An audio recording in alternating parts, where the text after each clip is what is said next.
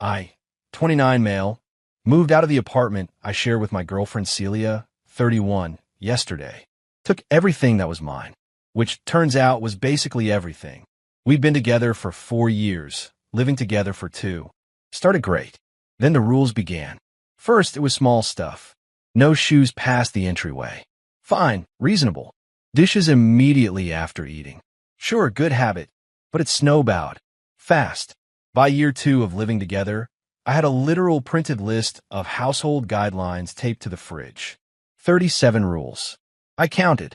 Some highlights. No friends over past 8 p.m. on weeknights. Pre-approval required for any purchase over $20. Mandatory couple time, 7 and 9 p.m. daily. No phones, no TV, just connecting. Specific shower schedule. Her. Mornings me. Evenings only. No eating in any room except kitchen. Weekly relationship check-ins with written feedback. No gaming on weekdays. Groceries only from her approved list. Laundry done her way. Folded her way. Put away immediately. I went along with it. Kept the peace. She'd say it was about respecting our shared space and building healthy habits. Meanwhile, she broke her own rules constantly. Her friend Jade stayed till 11 p.m. Tuesday. That's different. She bought a $200 purse without asking. I don't need permission for personal items. The kicker was I paid 75% of everything. Rent, utilities, groceries. Her job as a social media consultant. She managed 3 small business Instagram accounts, brought in maybe $1,200 per month. My IT job covered the rest. But somehow, I needed permission to buy a $25 game on Steam. 3 days ago, the explosion happened. I bought a pizza on my way home. Didn't realize we were out of her approved dinner ingredients. Was tired, grabbed a large pepperoni. The war crime, apparently. You didn't check the meal plan. Celia, it's just pizza. I was hungry. It's about respect. The plan says Tuesday is salmon. We don't have salmon because you were supposed to shop Monday. I worked late Monday. You were home all day. Wrong thing to say. She went nuclear. Screamed about my lack of commitment to our systems. How I constantly undermined her efforts to build structure. How I was sabotaging our future. Then she said it. The magic words. If you don't like my rules, leave. Something in me just clicked. For years of walking on eggshells, following arbitrary rules that only applied to me, asking permission to live in my own home. Done. Don't mind if I do. She laughed. That bitter, condescending laugh. You're right. You wouldn't last a week without me keeping your life together. I didn't argue. Just went to bed. Yesterday morning, she left for her yoga brunch shopping routine. Every Wednesday, like clockwork. I took the day off work. Rented a U-Haul. Started packing. Here's what I took. All furniture. I bought it all. TV, game systems, electronics, mine. Kitchen appliances except her Vitamix. Bedding, towels, I bought them. All streaming passwords. Change them first. My name off the lease, month to month, thank God. Every subscription canceled. Her supplementary credit cards, canceled. Utilities, cancellation notice for end of month. What I left. Her clothes and personal items. Her beloved Vitamix. The printed household guidelines on the fridge. A sticky note. Per your request, I've left. Rent is due on the 1st, Jake. My phone started blowing up around 4 p.m. 63 texts. 29 calls. Voicemails getting progressively more unhinged. Is this a joke? Where's the TV? The power is scheduled to be shut off. Jake, this isn't funny. My car got declined to Whole Foods. You can't just leave. I make the rules. You don't get to just decide. Come back right now. This is theft. I'm calling the police. Please, baby, I didn't mean it. You're overreacting to one little fight. Where am I supposed to live? I'm crashing at my buddy Tomas's place. Sitting here with a beer, watching Netflix on my TV, eating takeout straight from the container like a savage. No meal plan. No scheduled couple time. No written feedback about my areas for improvement. Peaceful. She wanted me to follow her rules or leave. I left. Turns out when you make ultimatums, people might actually take them. Update 1. The entitlement escalation has been educational. Day 2 started with her showing up at my work.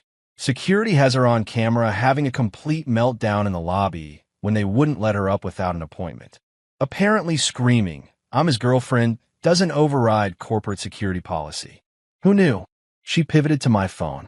"Celia, we need to talk like adults." Me, "You told me to leave." I left. "Celia, I was upset." "You don't just abandon someone over one fight."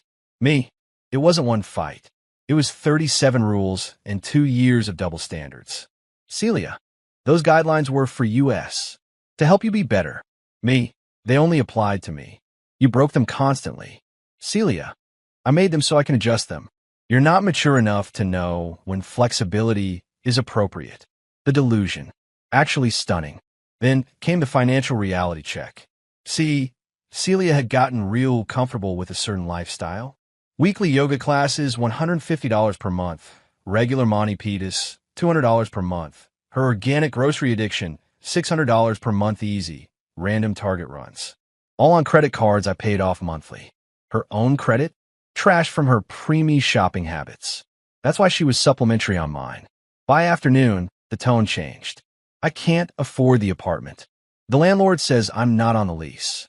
I need money for groceries. This is financial abuse. You OWE me support." I structure my whole life around our relationship. That last one. Structure her life. You mean sitting at home, making TikToks while I work 50-hour weeks? Then came the proxy attacks. Her mom called. Her sister Dina texted. Her best friend Layla sent a DM novel about how devastated Celia was, how I ripped away her stability. My response to all of them, she told me to leave. I left. But here's where it gets good. Layla let slip something interesting. Apparently, Celia had been bragging for months about how she had me properly trained, how her relationship system was revolutionary. She was planning to start a coaching business. From chaos to control, how I transformed my boyfriend. I was her test subject, her success story. And now her whole plan was ruined because the lab rat escaped. Day 3 brought legal threats. She found some template online and sent me a formal demand for 3 months of transition support, $6,000. Return of shared property, everything I took. Compensation for emotional damages. Payment for her to reestablish housing. I forwarded it to my cousin, who's a paralegal. He laughed, said it looked like she Googled how to sue boyfriend and copy-pasted the first result. Then, the real kicker. Tomas came home from work with gossip. His girlfriend works at the same yoga studio Celia goes to. Apparently, Celia had been telling everyone for weeks that she was planning to upgrade from me once her coaching business took off. That I was practice for the real relationship she'd have with someone more successful. But she needed me to keep paying for everything until then. So much for being devastated about losing the love of her life. I'm looking at apartments tomorrow. 1 bedrooms. No rules on the fridge. No mandatory feedback sessions. No pre-approval for pizza. Freedom tastes like pepperoni. Update 2. The extinction burst is real, but make. If financial desperation with a side of delusion. First, she tried emotional manipulation. Showed up at Tomas's place at 11 p.m. Sunday with a box of my stuff I didn't even want, old college textbooks, some USB cables. Mascara strategically smeared, wearing the dress from our anniversary dinner. I just wanted to return your things. I'm not the type to keep what's not mine. Noble. Except she was angling to get inside. When Tomas didn't bite, she tried peeking around him. Is Jake here? I have his things. You can leave them. I'll make sure he gets them. I need to talk to him. Just 5 minutes. He said no contact. Then the mask slipped. This is kidnapping. You're holding him against his will. Tomas, bless him, just said, "Lady, he's at the gym." Also, that's not what kidnapping means. And close the door. But the real entertainment started Monday. Remember her Instagram coaching business dream? Well, she decided to launch it. With me as the unwilling case study. Posted a whole series, When You've Given Too Much, recognizing emotional manipulation. According to her version, I was chronically unemployed. I've had the same job for 5 years. She supported me financially, opposite land. I refused to contribute to household management. I wasn't allowed to. I abandoned her after she set healthy boundaries. 37 rules equals healthy. I stole shared property out of spite. I took what I paid for. The comments were initially supportive. You go, girl. Know your worth. Then people started noticing things, like the tag locations on her old posts, expensive restaurants that I paid for, vacation photos that I funded, haul videos with my credit card. Someone commented, wait, if he was unemployed, how did you afford all those trips? She deleted it, but people screenshotted. The narrative started crumbling. Then Wednesday happened. D-Day. I found a perfect apartment. Put down the deposit. Moving in this weekend. Texted her that I'd be getting my remaining stuff from our old place Friday afternoon, and she needed to be out. Her response was magnificent in its entitlement. You don't get to tell me when to be in my home. It's not your home. You're not on the lease. I've lived there for 2 years. As my guest, which ended when you told me to leave. You can't make me homeless. I have rights. You have until Friday. After that, the landlord handles it. She tried calling the landlord. Poor Mr. Peterson had to explain that no, living somewhere doesn't automatically make you a tenant if you're not on any paperwork and don't pay rent. She screamed at him too. Thursday was the negotiation phase. Suddenly, I was the love of her life again. She'd reflected on her mistakes. The rules were just her way of showing love. She'd gotten carried away with the structure. We can start fresh. No rules. Pass. Just a few rules. The important ones. No.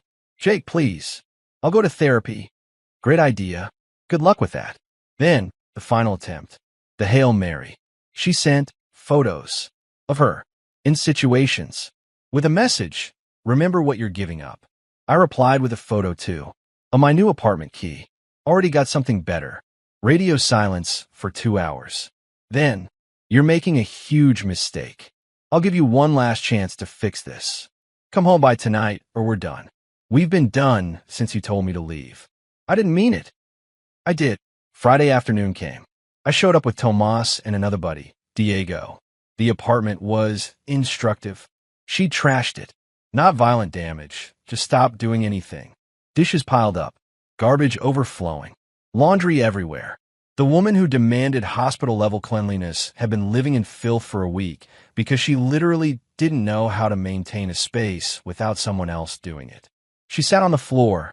I'd taken the couch, surrounded by printouts. Apartment listings she couldn't afford. Job applications for positions she wasn't qualified for. Loan applications that were clearly going nowhere. Happy now, she said. You've ruined my life. You told me to leave. I left. I didn't mean it. Then you shouldn't have said it. We loaded my stuff in silence. She tried one more time as we were leaving. I'll change the rules. You can have friends over whenever. You can eat in the living room. Please. It was never about the rules, Celia. It was about the fact that you thought you had the right to make them. The last thing I saw was her standing in the doorway of the empty apartment, holding that laminated list of rules, looking absolutely baffled that her system had failed. Final update. So this is how it ends. Not with a bang, but with a whole lot of reality checks. First, the immediate aftermath. The landlord evicted her, not out of spite, but because she couldn't pass the credit check to take over the lease. She tried to squat, claimed tenant rights. Mr. Peterson had to get the sheriff involved. Took 2 weeks, but she was officially out. Where'd she go? Back to mommy and daddy. At 31. But she wasn't done with me. Oh no. She had one more card to play. Small claims court. I got served 3 weeks ago. She was suing me for unlawful eviction, $3,000. Theft of shared property, $5,000. Financial abandonment, $4,000. Intentional infliction of emotional distress, $3,000. $15,000 total. For leaving when she told me to leave. I hired a lawyer. Not because I was worried, but because I wanted this done right. Cost me $500 for the consultation and court appearance. Best money I ever spent. Court day was last Tuesday. She showed up in what I assume was supposed to be her serious businesswoman outfit. Her dad was with her. She'd printed out everything. Our text conversations, her household guidelines, bank statements, even her Instagram posts, the ones that didn't contradict her story, anyway. The judge was not impressed. Judge, Ms. Celia, were you on the lease? Celia, no, but, Judge, did you pay rent? Celia, we had an arrangement. Judge, did money from your account go to the landlord? Celia, no, but I contributed in other ways. Judge, how? Celia, I maintained the household. I created systems. Judge, did Mr. Jake ask you to leave? Celia, I didn't mean it literally. Judge, but you did say it? Celia, yes, but it went downhill from there. She tried to claim the furniture was ours because she'd helped pick it out. The judge asked for receipts. All in my name. She claimed financial abandonment. The judge noted she was never financially dependent on me as we weren't married and she had her own income. The emotional distress claim? The judge actually asked her to explain how me complying with her request caused her distress. Best part, my lawyer presented her Instagram posts. The ones about her revolutionary relationship system and how she was going to upgrade from me. The judge asked if she'd been planning to end the relationship anyway. She stammered. Her dad looked confused. Guess she hadn't told him that part. Verdict, case dismissed. All claims. She owes me $500 for my legal fees. But wait, there's more. Remember her big coaching business idea? From chaos to control. She actually tried to launch it. Made a website and everything. Posted testimonials from friends, fake. Created a $299 course on relationship architecture. Sold exactly zero. Turns out nobody wants relationship advice from a 31-year-old who lives with her parents and sued her ex for following her. Instructions. Her Instagram following tanked. From 2,000 to maybe 300. The yoga studio quietly suggested she find another location. Tomas's girlfriend overheard the manager, saying Celia was too dramatic for their peaceful environment. Those 3 small businesses she did social media for, they dropped her. One of them hired me to fix their website. During the meeting, they mentioned their last social media person went off the rails and started posting about her personal drama on their business account. Last I heard through the grapevine, still at her parents' house, working part-time at a vitamin shop. Dating some guy from her gym who apparently loves that she's so organized. Still posts about toxic exes and knowing your worth. Still has that laminated list of rules. Her mom found it and threw it out, but she reprinted it. Me, living my best life. My apartment is clean, but lived in. I eat pizza in bed sometimes. I have friends over whenever I want. I bought a PS5 without asking permission. I'm dating someone who thinks rules in a relationship should be things like be kind and communicate openly, not fold the fitted sheets into perfect squares. Funny thing about ultimatums. When you tell someone, do this or leave, you better be prepared for them to leave. And when they do, you don't get to cry about it. She was right about one thing, though. I wouldn't last a week without her keeping my life together. I've lasted a month, and it's been fantastic. To everyone saying I was too harsh, she literally told me to leave. I literally left. Actions meet consequences.